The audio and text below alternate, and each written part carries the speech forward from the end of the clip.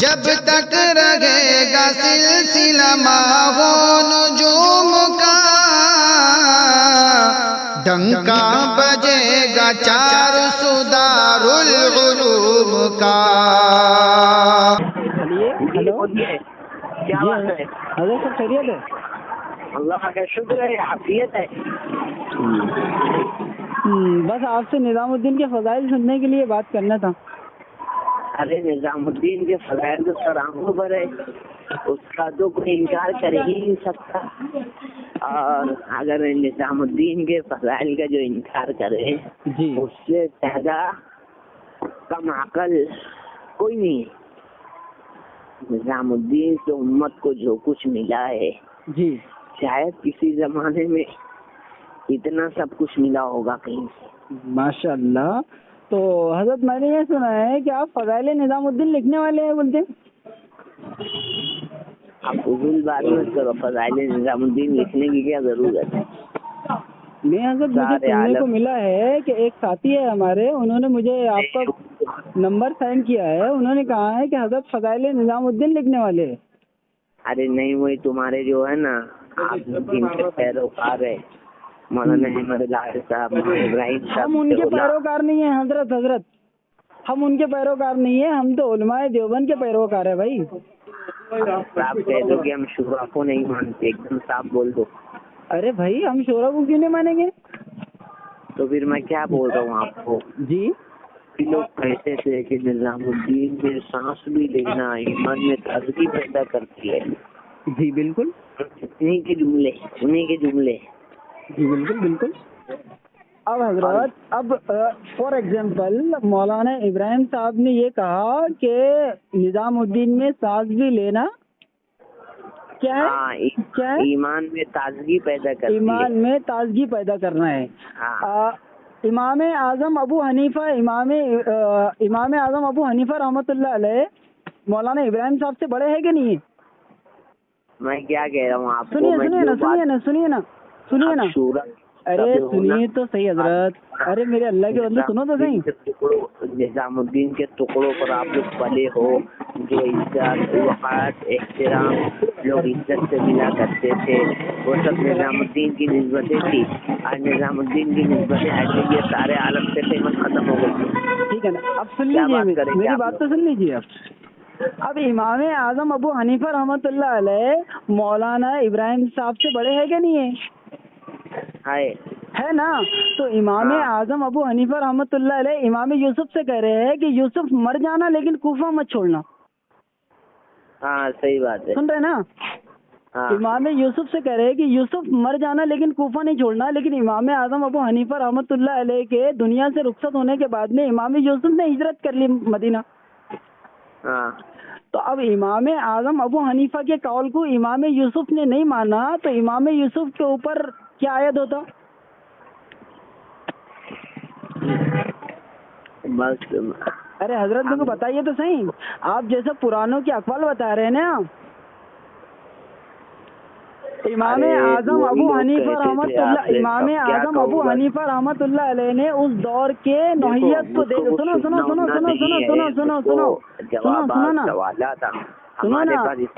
ہمارے پاس تو تقاضے اتنے ہیں کہ ایسا فضول بات کرنے کی ہمارے پاس فرصت نہیں ہے۔ ارے حضرت آپ کے پاس نہیں تو آپ لوگوں کے پاس میں جو سادیانیت ہے نا، قیامت تک ہے۔ ارے سنیے نا، آپ سننے کا مادہ بھی رکھیے، جیسے غیر مقلدین کے اندر سننے کا مادہ نہیں ہے نا، ویسے سادیانیوں کے اندر بھی سننے کا مادہ نہیں ہے۔ نظام جبھی سارے عالم میں اللہ سنوا رہا ہے۔ اچھا سارے عالم میں اگر نظام الدین کے اللہ سنوا رہا ہے تو مولوی صاحب سے کہیے نا کہ بنگلہ دیش جا کے بتائے، اور سارے عالم کے اندر اگر نظام الدین کے اللہ چلوا رہا ہے، سنوا رہا ہے، تو مولوی صاحب کو کہیے نا کہ پاکستان جا کے بتائے، کیوں نہیں جا رہا پاکستان؟ نہیں جب ہمارا بتائیے نا، بنگلہ دیش کیوں نہیں جا رہے آپ کے حضرت جی؟ گئے تھے نا، حضرت کے بچے گئے تھے نا۔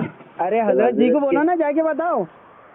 جب حضرت کے تینوں فرزند گئے تھے، جب فرزندوں کا جانے کا یہ حال ہے کہ 20 لاکھ کا مجمع جمع ہو سکتا ہے، حضرت کے جانے کا کیا حال ہوگا آپ سمجھو۔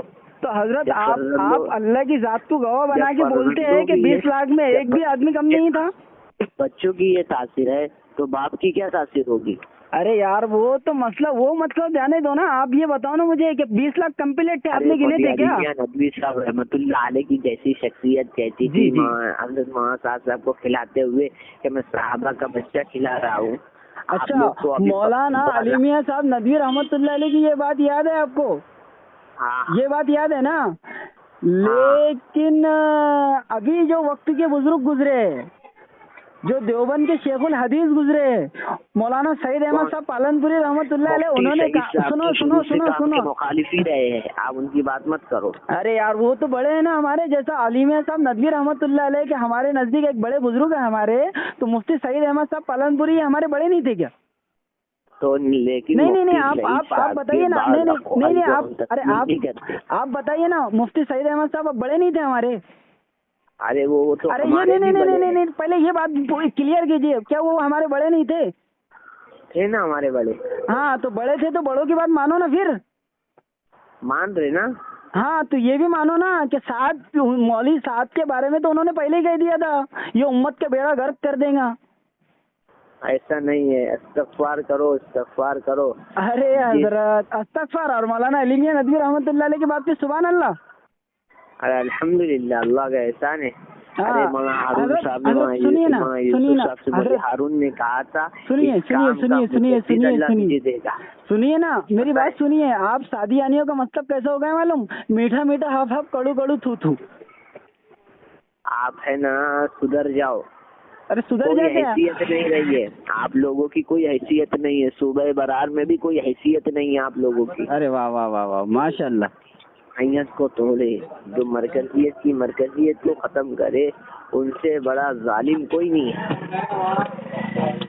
حضرت ایک بات کو آپ سمجھ سکتے ہیں, ہاں پورا تم سادیانی مل کے دیوبند کی ساکھ کو خراب کرنا چاہتے, اس کے اوپر غور کر لو. کبھی تو مجھے یہ لگتا ہے کہ آپ کے اوپر آرٹیکل لکھوں کہ آپ RSS کے ایجنٹ لوگ ہیں. ارے بیوقوف جاہل. اچھا یہ گالی دینا بھی مولوی صاحب نے سکھایا کیا آپ کو؟ یہ گالی دینا بھی بیوقوف جاہل, یہ گالی ہے تو یہ مولوی صاحب نے سکھایا کیا آپ کو؟ دعوت کی برکت سے مدارس والوں کو چندہ ملتا ہے. اچھا, دعوت کی برکت سے مدارس والوں کو چندہ ملتا ہے. اور جو مولوی صاحب نے کہا ہے تمہارے کہ جو علماء مدارس کے اندر رہ کر کے جو تعلیم و تعلم کرتے ہیں اور ان کا پیسہ اور رنڈی کے پیسے سے ہی بدتر ہے, یہ بات صحیح ہے کیا؟ جاؤ جا کر دیکھ لو. وہ حضرت کی بات نہیں ہے, وہ حضرت عمر رضی اللہ عنہ کی بات ہے. حیات الصحابہ کھولو اچھی سے. اچھا تو یہ حضرت عمر کی کون سے پیج کے اوپر بات لکھی ہے کہ جنہوں نے یہ کہا ہے کہ جو مدارس والے ہیں, جو مدارس کے اندر پڑھانے والے علماء ہیں, ان کی پیمنٹ, ان کی پگار یہ رنڈی کے پیسے سے زیادہ بدتر ہے. حضرت عمر نے کہا ہے یہ. بھائی مدارس کو معاش مت بناؤ, معاش کا ذریعہ مت بناؤ مدارس کو. مدارس معاش ذریعہ نہیں ہے, مدارس معاش کا ذریعہ بناؤ. ابھی آپ کے حضرت جی نے جو بیان کیا ہے کہ اللہ کے نبی صلی اللہ علیہ وسلم کے 9 گھروں کے اندر جو گوشت تقسیم ہوتا تھا, لاتے تھے, مولانا ابوالقاسم نعمانی صاحب نے اس کا رپلائی بڑا اچھا دیا آپ کے حضرت جی کو. تو مفتی ابوالقاسم نعمانی کا یہ کام نہیں تھا. اچھا, مفتی ابوالقاسم نعمانی سے بڑے ہو گئے آپ کے حضرت جی. ارے حضرت سنیے, اگر کوئی انسان غلط روایت پیش کر رہا ہے, آپ کے حضرت جی اگر غلط روایت پیش کر رہے ہیں اور ایک آدمی اس کا رد پیش کر رہا ہے, تو تم بول رہے کہ وہ غلط ہے. وہ بات نہیں ہے, روایات. بات کو سمجھنے میں حضرت کی بڑی دیر لگتی لوگوں کو. اچھا, ہاں, تو ہم کو تو آج اتنی دیر ہو گئی کہ ہمارے سمجھ میں نہیں. آپ سمجھا دو تھوڑا. جو قربانی کے میدان میں ہوگا حضرت کی بات وہی سمجھے گا. اچھا, ہاں وہی تو ہمارے سمجھ میں آئی تھی. حضرت نے کہا تھا کہ ہدایت اللہ کے ہاتھ میں ہوتی تو اللہ انبیاء کو کیوں بھیجتا ہے نا, یہی کہا نا حضرت نے. ہمارے تو سمجھ میں نہیں ہے, ہم قربانی کے معاملے میں بڑے کچے ہیں. تو یہ بات صحیح تھی حضرت کی شاید آپ کے نزدیک. ذرا آپ ہے نا سدھر جاؤ. مولانا یونس صاحب ان سے جا کر بات کرو. آپ کون مولوی یونس؟ कौन जो अभी अमरावती की अमीर है? भाई मौलाना यूनुस साहब से मैं क्यों पूछूं जब देवबंद के अंदर हमारे बड़े मौजूद हैं? पूछो ना। अरे यार देवबंद के अंदर जब हमारे बड़े मौजूद है हजरत, तो मैं मौली यूनुस साहब से क्यों पूछूं? जाके मौलवी यूनुस से बात करो आप जाकर। अरे भाई मौली यूनुस से मैं क्या बात करूंगा? देवबंद के बड़ों ने फतवा दिया है ना, मैं देवबंद के बड़ों से बात करूंगा ना। देवबंद के बड़े आप मौलाना फतवा अबुल देखकर तबलीग में लगे थे कासिम क्या? मौलाना अबुल कासिम नौमानी फतवा देखकर तबलीग मौलाना में लगे अबुल कासिम नौमानी साहब ने रिप्लाई किया है ना, और आप मौलाना अबुल कासिम साहब की बात को रद्द कर रहे हैं ना। तो मेरे को देखो पूछना, ये तो वही होगा ना। अब मिसाल के तौर पे मैं आपसे सवाल मांग रहा हूँ और आप कह रहे अरे थे मौलाना यूनुस साहब से पूछिए।